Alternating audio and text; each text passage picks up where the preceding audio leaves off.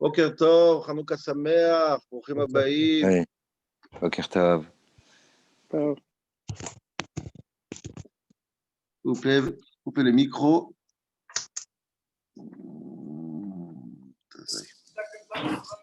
Les micros. C'est la première misa du matin à couper les micros. Ouais. Top. On m'entend. Ok. Donc, Hanouka Samer, on commence un shiur aujourd'hui par Parashat Vaïshev. On va finir un shiur, on commence pas un shiur. C'est le 6e jour, dernier shiur de la semaine. On va essayer de faire un pont avec Hanouka aussi. Désolé, hier pour le shiur, on était occupé toute la journée avec distribution de Hanoukia, tout ça. On n'a pas eu le temps de préparer un shiur. Hier aussi, c'était une journée difficile. J'espère que le shiur il sera à la hauteur. Sinon, vous me pardonnerez. Ouais, vous êtes obligé de me pardonner, ça. On y va. On finit la dernière passage de la paracha Raboïsaï, ceux qui sont en Chumash. On finit la dernière partie de la paracha. Le Shvi.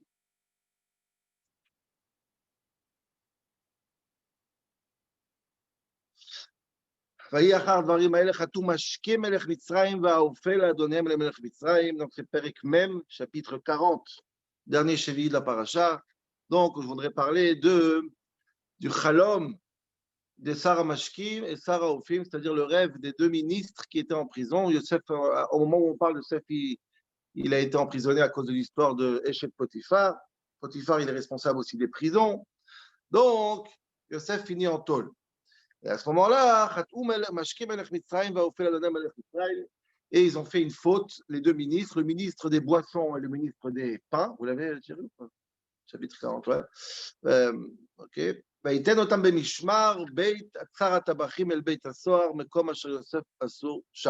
Donc, ils ont été emprisonnés à l'endroit où Yosef se trouve, Sarah Mashkim et Sarah Ophim. Ok?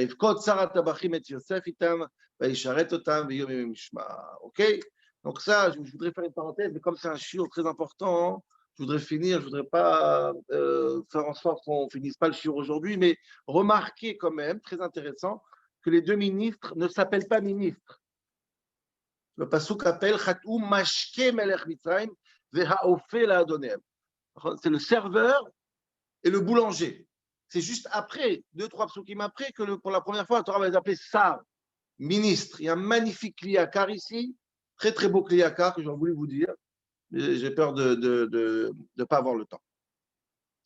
Donc, qui était fautif? Les ministres, les sous-ministres, qui travaillaient pour le ministre. Et est-ce que c'était de l'abus de pouvoir? Est-ce que c'était. Bref, c'était un beau kliyakar. En tout cas, quoi qu'il en soit, les deux ministres se retrouvent en prison avec Yosef. Les deux, ils ont un rêve. Chacun a rêvé un rêve. Vous voyez, le serveur et le boulanger. Il n'y a pas le mot sar, il n'y a pas le mot ministre encore. Yosef, il se réveille le matin, il va les voir le matin. Il voit que leur face est triste. Il dit Makara, pourquoi vous êtes triste? Pourquoi vous avez une sale mine?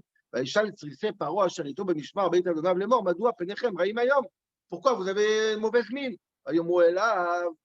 Ils lui ont dit on a un rêve, on n'a pas de solution à ce rêve. Dieu, il a toutes les solutions. Ne vous inquiétez pas, dites-moi et je vais vous aider. Il parle de Dieu, mais il parle de lui. Il s'appelle Sarah Mashkim, vous voyez, Sar maintenant, le ministre. Sarah Mashkim, il raconte son chalom. Écoutez bien comment ça va se passer dans le détail de l'histoire, parce que c'est important. Donc, le premier qui raconte son rêve, c'est le Sarah Mashkim, le Sar des boissons. Donc, il est arrivé d'une grande, comment on dit, des raisins, une grande vigne de raisin, une grappe de raisin. Chaque grappe est partagée en 3. Il y a 3 grappes énormes, et comme si elles s'envolent devant lui, quoi. C'est des raisins qui sont déjà mûrs pour faire du vin.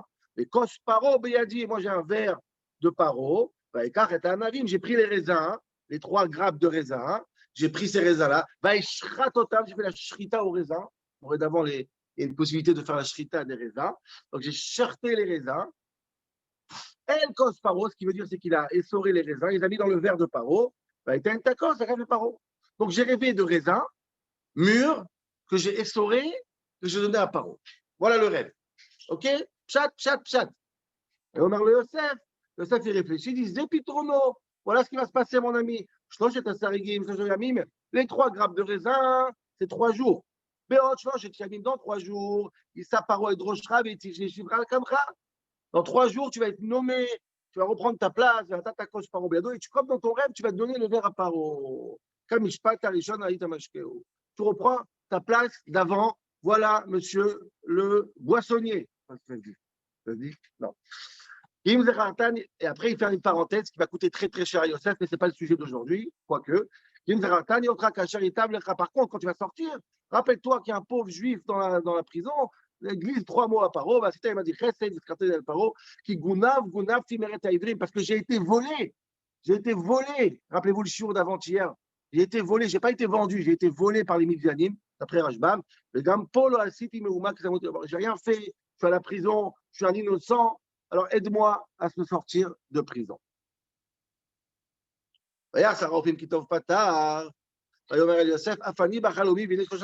Oh, maintenant le ministre du pain, il voit que Yosef, il a fait un bon pitaron, hein? Il a fait un bon pitaron à l'autre. Il dit, bah, moi aussi j'ai fait un rêve. Qu'est-ce que tu attendais de raconter ton rêve? Il attendait que l'autre il raconte pour que lui il raconte. Ou Bassar la Elion, j'ai rêvé d'un panier qui était, excusez-moi, 3 paniers sur ma tête. 1 panier, 2 paniers, 3 paniers. Et le panier d'en haut, Nicole Mahal Paro Massé au fait. Donc il y a des pains dans tous les paniers et il y a un oiseau. Il mange sur ma tête. Il y a un Yosef Ayomer, c'est Pitrono. Toi, ta solution c'est différent. 3 paniers, c'est 3 jours, comme ton ami, mais dans 3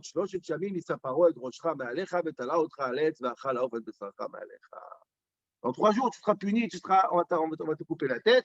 Et c'est ce qui s'est passé 3 jours après l'anniversaire de Paro. Et Paro, il a tué le Sarah Ophir et il a gracié le Sarah Mashkim. Tout le monde est content, tout le monde est fier, à part Yosef qui va rester en prison encore 2 ans. Voilà l'histoire que vous connaissez tous, j'imagine, de rêve des Sarah Mashkim, Sarah Ophim, Yosef, et Parashat Vaïshev est fini. Chanukah Sameach. Alors qu'est-ce qui se passe ici? On a un problème. C'est quoi le problème? Il y a 2 problèmes que je vais voir avec vous aujourd'hui sur ces rêves-là, et ensuite on va essayer de faire le pont avec Hanouka, c'est pas évident. C'était à 2h du matin, donc si je me suis trompé. Alors, qu'est-ce qui se passe? Qu'est-ce qu'ils disent les Mefarshim? Remarquez bien. Premier Sarah Mashkim, des boissons, il raconte son rêve, et ensuite, Sarah Ophim, il dit bon, maintenant que tu as fait un bon pitaron, tu as bien résolu le rêve de mon ami, écoute le mien. Ok, c'est ça qui est dit. Maintenant, demande le Mefarshim, ça veut dire quoi que le Sarah Ophim, il a vu que le pitaron, la solution de Yosef, elle était bonne. Machloket Rishonit. Yar Sarah Ophim qui tov patar. Le Sarah Ophim, il a vu que le pitaron, la solution était tov. Quel rapport le mot tov? Quel rapport une bonne solution? Soit c'est vrai, soit c'est faux. Quel rapport? Il a fait un pitaron qui est bien, qui est gentil, qui est. Soit c'est vrai, soit c'est pas vrai. Quel rapport bien ici? On n'est pas au resto du cœur. C'est pas de la gentillesse qu'on demande ici, c'est de la compétence. Donc, je demande à mes farshim, qu'est-ce que c'est qu'une solution gentille à la place d'une solution juste? C'est quoi cette gentillesse ici? C'est quoi Tov? Dit à Barbanel, la Gemara, elle dit comme ça dans Brachot. Quelle est la solution d'un rêve? Quand quelqu'un il a un rêve, dit la Gemara, la solution du rêve va être en réalité selon celui qui va dire quelle est la solution. C'est-à-dire, si tu rêves un rêve et tu vas chez le Rav, et le Rav il dit que ce sera une tsara pour toi, tu vas mourir, ben tu vas mourir. Si le Rav dit que ça veut dire que tu vas gagner au million, tu vas gagner l'euro million. Donc ça veut dire que tout dépend du poter, tout dépend du Rav, du Mumché. Donc Yosef, il avait 2 choix. Soit de dire qu'il va mourir le Sarah Mashkim, soit de dire dans 3 jours, tu retrouveras ta place. L'autre, il attend ce qu'il va dire Yosef. Si c'est un poter tov ou un poter ra. Est-ce que ces solutions sont positives ou négatives? Il a vu qu'il a dit bien pour son ami, il dit, ah bah voilà, ça tombe bien, maintenant je vais dire le mien. Il a raté son pari, mais dit-le à Barbanel, la Gemara dit clairement, tout va dépendre de l'expert. L'expert, il va décider du futur du rêve. Très étonnant quand même. Comme ça, la Gemara dit, je vais dire dans le mot d'Abrabanel, il guide Gamo et Tralomo, mais il y aurait chez Sarah Ophim à Edoeg de Kirbo. Le Sarah Ophim, le Sar du pain, il avait très très peur. Il dit, qu'est-ce qu'il va faire quand Pitaron, gentil ou pas gentil? Quel est. Il a réussi à faire Tralomo, c'est pour ça qu'il avait peur de raconter son rêve. Chez Pachat, chez Pitrono Ra. Il avait peur que Yosef il va donner un Pitaron Ra, négatif, dangereux. Imlo, chez Raha, chez Yosef, tant, ah, il voit que Yosef il est gentil. Et il a promis l'euro million au Sarah Mashkim. Il dit, bah, fais ça pour moi aussi. Et voilà. Il dit, moi et lui, on a le même rêve. Si mon ami, il a fait tov, moi aussi, il va faire tov. Quand ça se forme aussi, il écrit. Voilà. Donc, certains Mefarshim disent en vérité, c'est très étonnant, que Yosef, sa force, c'est quoi? C'est distribuer du bien, être positif, être optimiste, donner de la bonté. Mais vous comprenez que c'est très bizarre. Pourquoi? Parce que qui dit que c'est vrai en vérité? C'est trop facile, comme les Farshim y posent. Pourquoi les gens disent waouh, Kol hakavod Yosef, c'était un génie. Ouais. Et Yosef il dit bah, dis à Paro. Tout le monde peut faire ça. Même les Chachamim égyptiens, ils peuvent être positifs aussi. Qu'est-ce qu'il y a de spécial? Peut-être Yosef, il a fait ça, hein, comme ça on demande, pour pouvoir trouver grâce aux yeux des ministres, pour qu'ils le font sortir de prison. Mais quel rochma il y a ici? Pourquoi tout le monde dit waouh, Kol hakavod, un petit serviteur qui est intelligent? Rien du tout. Il est manipulateur, et c'est pas la première fois. Et il a compris que s'il dit du bien, ben ça va le faire. Non, mais je veux dire, qu'est-ce que Sarah, au film, il a vu chez Yosef? Il a dit waouh, il y a du génie ici. Non, il a juste dit tout va bien se passer. Et là, il est tov, se retovot, t'inquiète pas, tout va bien se passer. Tout le monde peut dire ça. Tous nos grands-mères nous disent ça tous les jours. Nous, ma bébé. Ça veut dire que la chorma, Sarah, au film, il sort. C'est bizarre. Donc, beaucoup de Rishonim disent que c'est pas vrai ce qu'il dit à Barbanel. C'est pas dire ce qu'il se font, non. C'est quoi? Qu'est-ce qu'il a vu le Sarah au film? C'est pas d'être positif ou négatif. Dit le Ramban, par exemple, Ahmadid. Tam qui tov patar, qui émet patar. Comme ça, le Ktav à Kabbalah, c'est quoi? C'est pas bon ou mauvais, c'est émettre ou pas émettre. Tov, ça s'appelle le bien, c'est toujours le émettre. C'est ces deux mots qui sont en place. Regardez Ramban qui parle de ça. En réalité, Yosef, il a trouvé la vérité. C'est-à-dire que quand il a fait le Pitaron au Sarah Mashkim, au ministre des Boissons, il a senti le Sarah Mashkim que c'est émettre. Tov patar, il a touché la vérité. Et tous les Mefarshim posent la question, mais d'où on sait? D'où Yosef, il sait c'est quoi la vérité? Et d'où le Sarah au film, quand il entend Yosef, il dit ça, c'est la vérité. Alors, tout le monde, j'imagine, tout le monde a dans le midrash dans la tête, ils ont tous rêvé leur solution, mais ce n'est pas le pshat. Le pshat, il est qu'ils ont juste rêvé leur rêve. Alors, d'où on sait que c'est la vérité? D'où Yosef, il sait? Et d'où le Sarah au film, il dit ah là là, moi, je veux cette vérité pour moi aussi. D'où tu sais que c'est vrai? Pourquoi Yosef, il est plus racham que tous les rachamim de Mitzrayim? C'est très bizarre. Soit il est optimiste, et c'est peut-être la manipulation, soit il pense que c'est de la vérité. Et ce n'est pas la vérité, c'est le mensonge. On ne sait pas. Il n'y a pas de strict critère, il y a pas de. On peut s'attacher sur rien. Comment le Sarafim peut dire Bayar qui tov pata? Voilà la juste solution. Il n'y a rien pour prouver ça. Il n'y a rien qui démontre ça. Comment le goy, le ministre, il est devant Yosef, il dit waouh, qu'est-ce qu'il a waoué ici? Qu'est-ce qu'il a vu? Qu'est-ce qu'il a vu comme vérité? Elle est où la vérité? Elle est écrite dans quel livre? Pourquoi ce n'est pas une autre vérité? Je ne sais pas. Il n'y a rien dans le chat qui permet de nous donner un certain critère. C'est troublant. Maintenant, je vais vous dire plus que ça. Oubliez Ramban, oubliez Abarbanel. Le Rachar Hirsch, le Rav Hirsch, c'est lui qui pose la question la meilleure du monde. En réalité, c'est une supercherie cette histoire. Maman, c'est une supercherie cette histoire du rêve de Yosef. Et c'est tellement marrant, c'est presque ironique. Je pense quand il a écrit, il rigolait, le Rachar Hirsch. C'est magnifique. Il dit comme ça. Il dit attends, Ribono Sholem, vous écoutez, c'est quoi le rêve? J'ai rarement vu un rêve que le rêve, il est la solution lui-même. Un gars, il travaille 30 ans. Qu'est-ce qu'il fait son métier 30 ans? Il donne des verres à Paro. De quoi il rêve? Il a donné un verre à Paro. Qu'est-ce qu'il fait 30 ans? Il prend des raisins, il les essore, il met dans le verre, il donne à Paro. Voilà son métier 40 ans. Peut-être 50 ans même. De quoi il rêve un gars qui travaille, ça fait 40 ans à l'usine? De quoi il rêve? Il rêve de son métier. C'est pas qu'il y avait un aspect dans le rêve qui était d'un autre monde, des choses bizarres. Rien du tout, ils ont rêvé leur métier, les deux. Un, il rêve du pain, un, il rêve. C'est pas comme l'autre, il rêve, j'ai rêvé d'un extraterrestre qui vient dans une forme d'Harry Potter et qui a des cornes. Et là, il faut comprendre, c'est quoi la corne? C'est quoi Harry Potter? C'est quoi les lunettes rondes? Non, j'ai rêvé que je sors des raisins, je donne la parole. Oh, t'as rêvé ton métier. Tu sais quoi? Ça fait 40 ans que tu es au métier d'Irachar Hirsch. Ça fait 1 an que tu es en prison, ou je sais pas, et tu languis ton métier. Forcément, tu rêves de ton métier. Comme quelqu'un qui se marie, il part en vacances il doit partir travailler pendant 4 mois, et il rêve qu'il est avec sa femme et ses enfants. Et il demande au Rav, dis-moi, quelle est la signification de mon rêve? Attends, je réfléchis, tu languis tes enfants. Waouh, Nifla. C'est normal, répond le Shalom, c'est normal. Regardez les mots du Rachar Hirsch. Le fait que Sarah Mashkim il rêve, qu'il a rêvé, qu'il a pris des raisins, il a essoré, il a donné au roi. D'abord, Shayosé me cherche Shimshana, ça fait 30 ans qu'il fait ce métier. Mais Gama au fait, même le ministre des. Même alors à Gilkat, qu'est-ce qui n'est pas normal ici? C'est normal qu'on rêve de ça. Il en dit son métier, il veut retrouver sa place. Il veut son chômage. Il veut ses congés payés. Madarash Pitaron, c'est quoi? Alors oublie maintenant, Tov Patar, et bête, rien du tout. N'importe quel enfant de 5 ans, il va dire waouh, toi, je pense que tu as aimé ton métier. Voilà. Incroyable. Incroyable. Regardez le Rachar Hirsch, il est un peu long. Bon, lui, il a une autre réponse. Mais c'est magnifique. Maintenant, vous allez me dire quoi? Ceux qui réfléchissent, ils vont me dire mais attends, mais il y a quelque chose de bizarre dans le rêve. C'est quoi? Yosef, il a quand même trouvé quelque chose. C'est quoi? Il a dit que les 3 paniers, c'est 3 jours. Ah, ça, il fallait être prophète pour ça. Dis-le, Ibn Ezra, faux.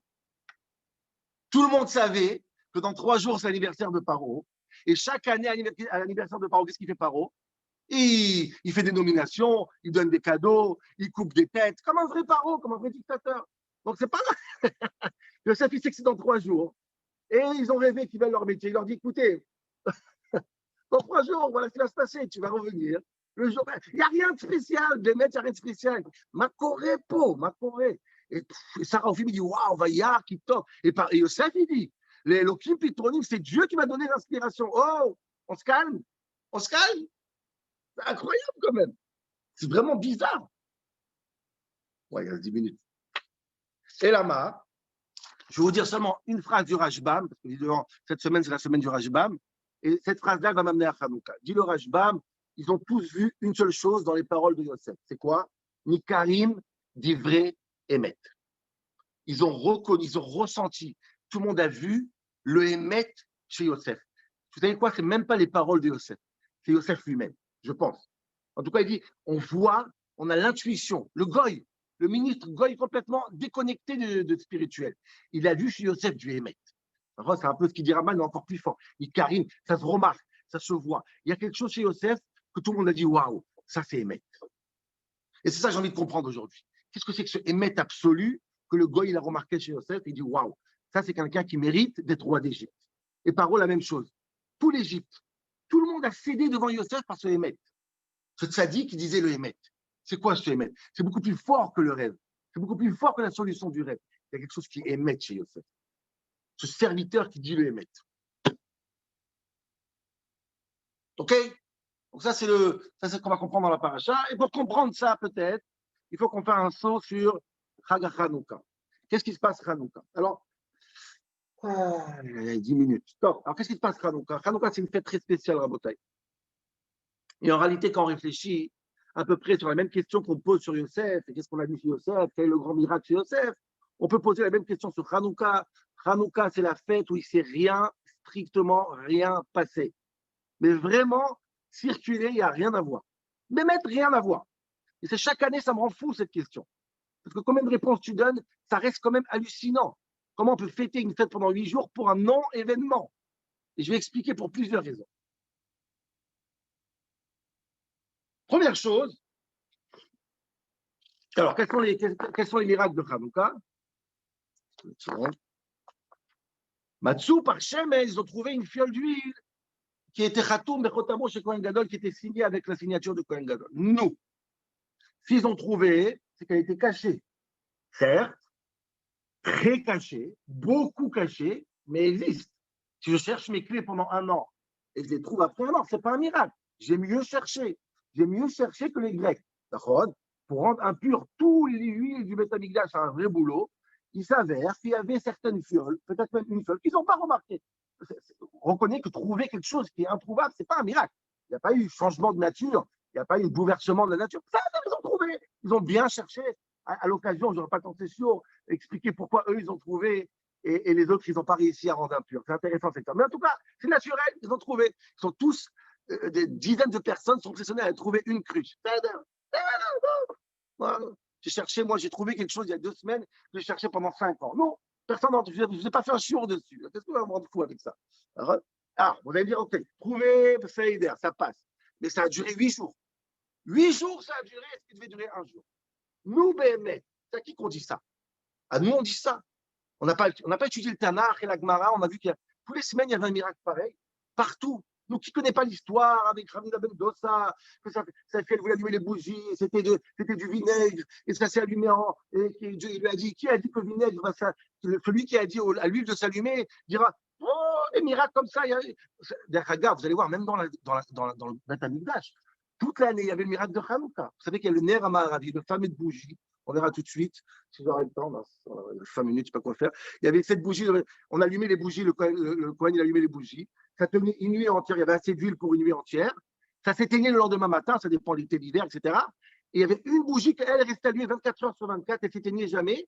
Pour allumer la prochaine, le Kohen, il prenait, il la laissait allumer, il la mettait dans un cli, il remettait les mèches, et après il rallumait. C'est-à-dire que c'était 24 heures sur 24, ça dépassait l'huile. L'huile n'est jamais assez. Miracle, Ner HaMa'aravi, c'est un témoignage du miracle. C'est quoi cette histoire? On a fait une fête pour Rabbi Hanina Ben Dossa avec le vinaigre, on n'a pas fait de fête.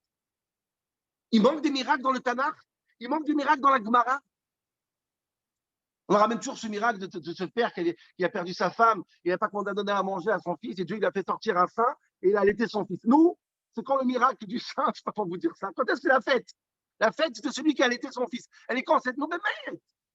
C'est pour ça qu'en 8 jours, c'est pas normal. Alors, je vais me dire la victoire. Ah, la fameuse victoire. Alors, comment on appelle la victoire de Hanouka? Pas beaucoup de gens, ils ont battu beaucoup de gens. Vous savez comment ça s'appelle? Ça s'appelle du David et du Goliath. Nous, c'est quand la fête de David et Goliath elle-même, je vous demande. C'est quand est-ce qu'on fête le miracle de David et Goliath? Les victoires, c'est ça qui manque dans le judaïsme, les victoires. C'est ça qui manque. Des victoires avec des prophètes et des rois qui ont. Et c'est quand la victoire de Lot? Lot et les 3 anges qui ont réussi à aveugler tout le monde et battre. C'est quoi le miracle? C'est quand qu'on fait la fête? Vous voyez que c'est un non-événement. Il n'y a aucune raison logique de nous prendre 8 jours et de nous rentrer dans cet état. Ce n'est pas possible. C'est bizarre. Qu'est-ce qu'on fait, Hanouka? Qu'est-ce que c'est que cette victoire? 8 jours de Hallel, c'est pas rien. Et deuxième question qui est importante aussi pour comprendre ce qui va se passer, c'est les Grecs eux-mêmes. Qu'est-ce qu'ils ont dans leur tête? C'est intéressant de comprendre ça parce que c'est vraiment pour comprendre la victoire de Hanouka. Ils rentrent dans le temple et ils ont une obsession. Quelle est cette obsession? C'est de rendre impurs tous les juifs du Beth Amikdash. Je demande Fatémet et d'autres. Pourquoi ils vont chez l'huile d'Afka? Qu'est-ce qu'ils en foutent de l'huile? Pourquoi ils ne veulent pas rendre impur le misbéar, mettre des corbanotes, mettre des. Je ne sais pas, il y a plein de kélim, il y a plein d'ustensiles dans le Beth Amikdash. Pourquoi l'huile? C'est ce que c'est prendre chaque huile et la rendre impure? Laisse tranquille l'huile. Casse la menorah, casse le misbéar, fais des croix gammées sur le, je ne sais pas moi, sur les ktorettes. Pourquoi d'Afka l'huile? Qui mouette kol hashmanim. Ils essayent de rendre. C'est quoi cette obsession avec l'huile de Fatémet? Il y a plein de kélim dans le temple. Qu'est-ce qui les gêne chez lui? Ok? Voilà les chélotes de Hanouka. Qu'est-ce qu'on fait? Il nous reste 3 minutes. Hein? On va faire, on n'aura pas le temps, 3 minutes. On continue dimanche? Non, je continue. Hein? Non, je continue. Je vais essayer, ça va être 3 minutes, ça va essayer. Hein?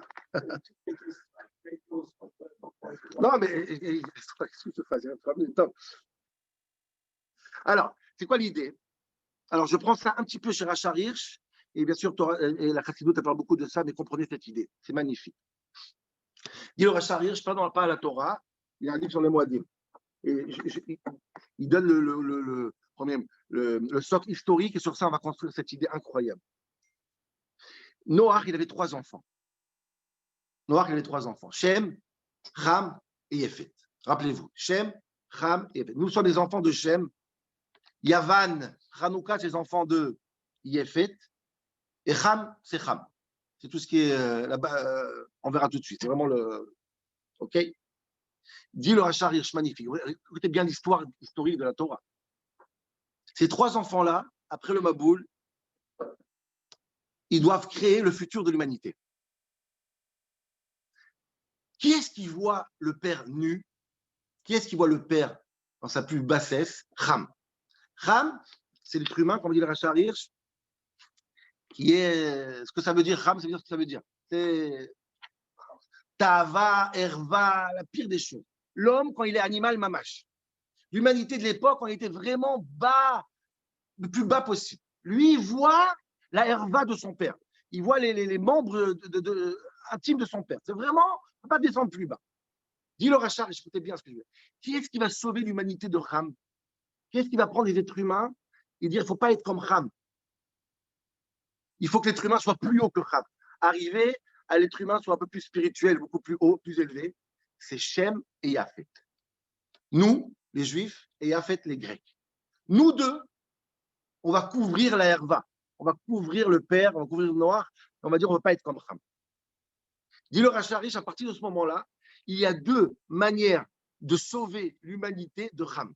C'est-à-dire, il y a deux manières de prendre l'être humain et de l'élever à un niveau qui ne soit pas animal. La manière des Grecs et la manière du judaïsme. Vous avez les mots du Rachar Hirsch. Ham ra'a et hervato mier l'odi azot le'echav. Ham, il a vu la herva et il va tout de suite dire à ses frères, regardez la bassesse. Shem et Yafet, qui souhaitent la herva, ils ont couvert la herva. שפניהם אחורנית מבלי לראותה, ואז ניבא נוח את נבואתו על עתיד האנושות. C'est Shem et Yafet qui vont décider le futur de l'humanité. Or, comment on prend un homme qui est attiré par le bas, par le matériel, par la bassesse, par l'animal, par les pulsions, comment on le fait monter? Il y a deux systèmes. Le système de Yafet. C'est quoi le système de Yafet? Les Grecs. Les Grecs, l'enfant de Yafet était Yavan. C'est quoi Yafet en hébreu? C'est Yaft. Tous les Sfarim parlent de ça. La beauté, l'esthétique, la culture, l'intellect, le raffinement humain. Les Grecs, ils ont dit quelque chose comme ça, Rabotai. Les Grecs, ils ont dit, si l'homme, il veut sauver de l'ignorance, de la bassesse, de la pulsion, il doit arriver à ce qu'on appelle Shlemut Adam. L'homme, il a une capacité d'arriver à une finesse grâce à la culture, grâce au savoir, grâce à l'esthétique, grâce au sport, grâce à tout ça. L'homme, il peut s'en sortir et devenir quelqu'un qui est à la hauteur d'un intellect, d'un médaber. La philosophie. Et ils ont réussi, Rabotai. On ne méprise pas du tout ça. La culture, l'intellect, le savoir peut faire en sorte que l'homme, il divorce avec la bassesse. Il divorce avec les méthodes morales à Shamishmor Vietzi. Je veux dire dans ces mots, Rabotai. Les Grecs, ils ont dit l'homme doit regarder à l'intérieur. Elle a réveillé le regesh, le sentiment du kavod, de la dignité humaine. Après des siècles, des décennies que l'homme était bas, d'homme, Amora, Maboul, tout ça. On a trouvé la beauté, la plénitude. Que l'homme peut habiller à l'intérieur de lui. Une shlemut incroyable. Elle a dit que l'homme peut être la créature la plus honorable de la nature. Bémet, elle a pris l'homme, elle l'a mis à un niveau extraordinaire. La philosophie, regardez Rabbi Yehuda Halevi, le Kuzari, c'est extraordinaire le philosophe, ce qui peut arriver. Même les dieux grecs, c'est qui? C'est des êtres humains qui sont arrivés à un niveau de Dieu. C'est rendre un homme un Dieu, dans le bon sens du terme. Tu ne peux pas être Ram, toi. Tu es un Dieu, tu es extraordinaire. Tu remplaces Dieu quelque part. Tu as une morale. Tu as un exemple à donner. Magnifique. Ça, c'est Yafet. Je ne pourrais pas finir, je vais juste dire ce que c'est Shem. Et après, je suis désolé, dimanche, du coup, je vais compléter. Dit le Rachar Hirsch, Shem, c'est différent. Shem, ce n'est pas l'homme qui est devenu Dieu, c'est Dieu qui a remplacé l'homme. C'est-à-dire, Shem, c'est qui Shem, qui Shem Hashem Nikra Alecha. Shem, il a dit, tu sais comment on fait en sorte pour ne pas être Hashem Ishmor bas et attiré vers le bas? Il faut que tu laisses Dieu s'installer chez toi. Et Dieu, il prendra ta place. Tu seras simplement le représentant de Dieu sur terre. Yefet, il a jeté Dieu de là-haut. Et Shem, il a jeté l'homme d'en bas. Il s'est installé dans le corps. Et l'homme, tout d'un coup, il devient Shem Hashem Nikra Alecha. On est une vitrine du bon Dieu. Ce qui explique, Rabotai, que le peuple juif, il est éternel, les miracles, etc. En vérité, nous sommes simplement le reflet de quelque chose d'éternel, de spirituel et de illimité qui habite à l'intérieur de chacun d'entre nous, ça s'appelle la Neshama. C'est ce que je vais vous dire, Rabotai. J'aurais bien voulu continuer. On va commencer la tefila. Dimanche, c'est pas grave, dimanche. Et alors, Hanouka Sameach, Good Shabbos. Essayez de réfléchir avec ça. Comment ça répond à toutes les questions. Je suis vraiment désolé. Kol Tov, Good Shabbos, Shabbat Shalom. Shabbat shalom. Shabbat shalom.